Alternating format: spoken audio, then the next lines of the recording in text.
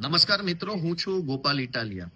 છેલ્લા 20 દિવસથી ભાજપની સરકાર એટલી હદે ફાટી પડી છે, એટલી બધી ડરી ગઈ છે કે રોજની 5, 4, 10 એફઆઈઆર આમ આદમી પાર્ટીના કાર્યકર્તા ઉપર થઈ રહી છે. ગઈકાલે રાત્રે 2 વાગ્યે કોડીનાર પોલીસ દ્વારા, સુરેન્દ્રનગર જોરાવરનગર પોલીસ સ્ટેશન દ્વારા અને પોરબંદર પોલીસ દ્વારા અડધી રાત્રે આમ આદમી પાર્ટીના કાર્યકર્તાના ઘરે જઈ ધાકધમકી, દાદાગીરી, ગુંડાગીરી કરી.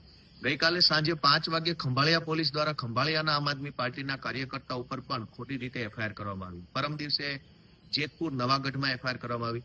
આખા ગુજરાતમાં એફઆઈઆર થઈ ગઈ છે, કેમ કે ભાજપ સરકારના એકદમ કહેવાય છે કે ડર લાગી ગયો છે. અમારા દ્વારકા જિલ્લાના ખંભાળિયાના આમ આદમી પાર્ટીના કાર્યકર્તાઓને ખોટી રીતે પોલીસે ધરપકડ કરી એના મોબાઈલમાંથી ચૂંટણીનો ડેટા કઢાવવાની દાદાગીરી કરતા હતા.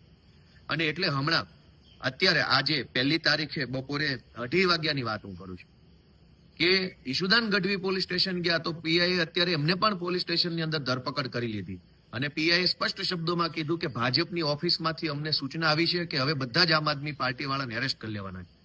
દાદાગીરી, ગુંડાગીરીની હદ વટાવી ગયા છે બીજેપી વાળા.